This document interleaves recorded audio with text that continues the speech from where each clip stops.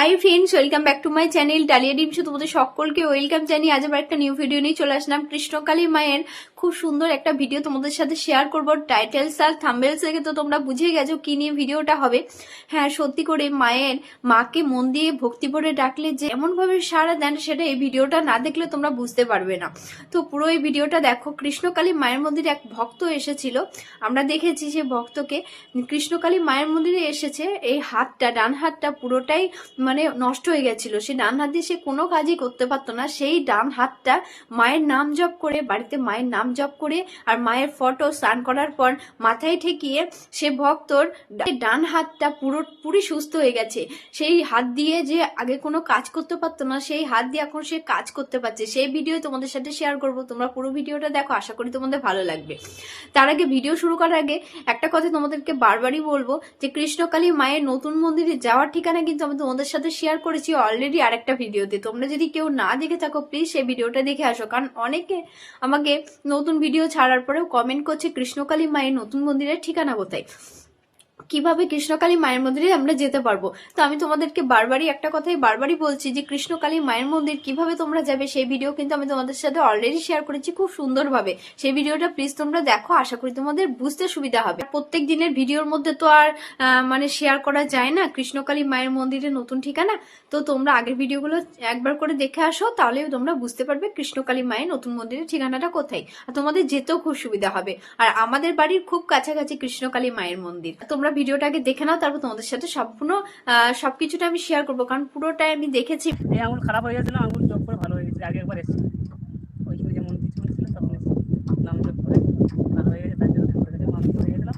এগুলো আমাদের বাড়িতে তৈরি হয়, আমি তো ঘরের ছানা, আমার মাকে দিয়ে করাইছি। কোথায় আসতে বাবা? ঝাড়ক গ্রাম। কবে এসেছিলেন? আমার এখানে নবগ্রামে একটা বন্ধুর বাড়ি, কালকে রাত্রে গেছিলাম বন্ধুর বাড়ি। না, আগে কবে এসেছিলেন? আগে সপ্তমীর দিন এসেছিলাম, ওই খাইচারি রোড। ত্রিশুলটা কি দিয়েছিলাম? ত্রিশুল ঠেকানা হয়নি এবারে, শুধু হাত দিয়ে হাত মাথায় তুলে দিয়েছিলেন, সেটাই কাজ হয়ে গেছে। এই ভক্ত বাবা হাতটা আঙুলটা একদম পুরো একদম আঙুলটা দেখা একটু, আঙুলটা একটু আর কাছে এসেছিল। সকল ভক্ত তোমরা জানো যে ত্রিশুল আমি কিন্তু ঠেকাইনি, কারণ মন্দিরে তখন 4 দিন আমি ছুটি রেখেছিলাম। যাক, যখন ভক্তরা চলে এসে এত থেকে ফিরে যাবে, আমি পুজো করার পর তারপরে ভক্তদের এরকম করে মাথায় হাতটা দিয়েছিলাম। কি হবে এরকম করে দিয়েছিলাম একদম। তাতে দেখো হাতটা পুরো ভালো হয়ে গেছে বাবা। একবারই এসছে, এই নি দুবার মানসিক করেছিলেন যে এরকম। খুব বুঝতেই পারছেন, খুব পরিশ্রম করে স্ট্রাগল করে জীবনযাপন করে, তাই এই হাতটা মা ভালো করে দিয়েছে। নাম জপ আর এই যে মা মানসিক করেছে। মা আছে?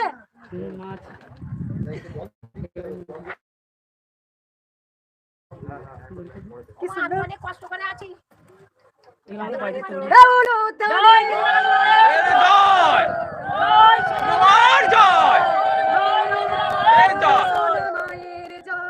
মায়ের জয় দেখো, কেউ বুঝতে পারবে?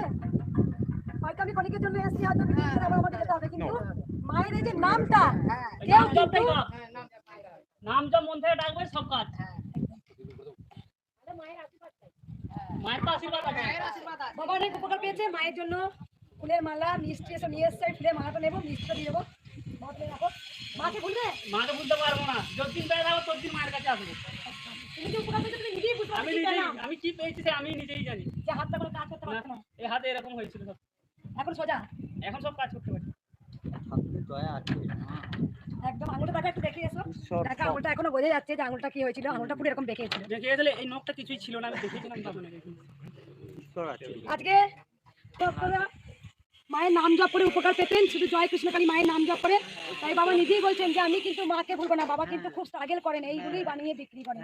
তাই দেখো, যে হাতটা যদি কাজ যায়, কর্মই যদি না করতে পারে, আসবে কোথা থেকে? আসল তো ডান হাত বা বাম হাত, দুটো হাত নিয়ে আমি এগুলো গুনবো কি দিয়ে? হাত মালাগুলো ওই গামলাতে দিয়ে দেন, মালা যা আছে জবার মালা ওই গামলা। তো তোমরা দেখেছো এক ভক্তের ডান হাতটা পুরোপুরি ভাবে নষ্ট হয়ে গেছিল, যে ডান হাত দিয়ে কোনো কিছুই করতে পারতো না, সেই ডান হাত দিয়ে এখন সবকিছুটাই করতে পারছে, সম্পূর্ণ কাজ করতে পারছে, শুধুমাত্র কি মায়ের নাম জপ করে। সেটাই কিন্তু আমরা শুনতে পেলাম। আমার নিজের মন গড়া কথা আমি কিন্তু তোমাদের সাথে শেয়ার করছি না, আমি সম্পূর্ণটাই যে মানুষগুলো এসে এরকম কথা বলছে সেটাই তোমাদের সাথে শেয়ার করছি। কৃষ্ণকালী মা কতটা জাগ্রত। আর একটা দিক থেকে আমি বলবো, হ্যাঁ আমিও কিন্তু কৃষ্ণকালী মাকে দেখে বুঝতে পেরেছি না, মা আছে, মা কৃষ্ণকালী মা সত্যিই জাগ্রত। আর বাকি ভক্তদের কথা যেগুলো আমরা দেখি বা শুনি, সেটাই তোমাদের সাথে আমরা শেয়ার করি। এবার বিশ্বাসটা আপন আপন, সবাইকে তো হাত ধরে জোর করে বিশ্বাস করানো হয় না, বিশ্বাসটা আপন আপন। এবার বিশ্বাসটা কে কিরকম ভাবে করবে সেটা তার ব্যক্তিগত ব্যাপার, কিন্তু হ্যাঁ আমি মন থেকে ঠাকুরকে বিশ্বাস করি, আর তাই তোমাদের সাথে এই ভিডিওগুলো শেয়ার করার চেষ্টা করি। আর কৃষ্ণকালী মা সত্যি জাগ্রত, এখনো মায়ের বৌদিটা কিন্তু সম্পূর্ণভাবে কমপ্লিটই হয়নি, তাও দেখো কত ভক্তের ভিড়। আর শনিবারের অপেক্ষা, শনিবার শুধু কালকের অপেক্ষায় সবাই থাকবে যে কৃষ্ণকালী মায়ের মন্দিরে কালকে কিভাবে পুজো করা হচ্ছে আর কত ভক্তের ভিড় হচ্ছে। এমনিতেই তো মায়ের মন্দিরে প্রত্যেক দিন কত ভক্তের ভিড় হচ্ছে, তোমরা সেটা দেখতেই পাচ্ছ। এবার যেহেতু সবাই শনিবারের অপেক্ষা করে আছে, তাই শনিবারের অপেক্ষায় দেখবো আমরা শনিবারে মায়ের মন্দিরে কত ভক্তের ভিড় হয়, মায়ের মন্দিরে কিভাবে মাকে পুজো করা হয়। সম্পূর্ণ ভিডিওটা তোমাদের কেমন লাগলো কমেন্ট করে জানিও। ভিডিওটা যদি ভালো লাগে লাইক কমেন্ট শেয়ার করো, চ্যানেলে যদি নতুন হয়ে থাকো প্লিজ চ্যানেলকে সাবস্ক্রাইব করে। তো ভিডিওটা শেষ করার আগে সকলকে বলবো জয় কৃষ্ণ কালী মায়ের জয়, জয় সোনা মায়ের জয়, জয় মঙ্গলা মায়ের জয়। তো আজকের মতো ভিডিওটা এই পর্যন্তই, কালকে আবার নতুন একটা ভিডিওর সাথে দেখা হবে। কালকে কিন্তু সবাই ভিডিও আমার চ্যানেলের উপর নজর রেখো, কালকে কিন্তু একটা ধামাকাদার ভিডিও আসছে। তো চলো আজকের মতো ভিডিওটা এই পর্যন্তই।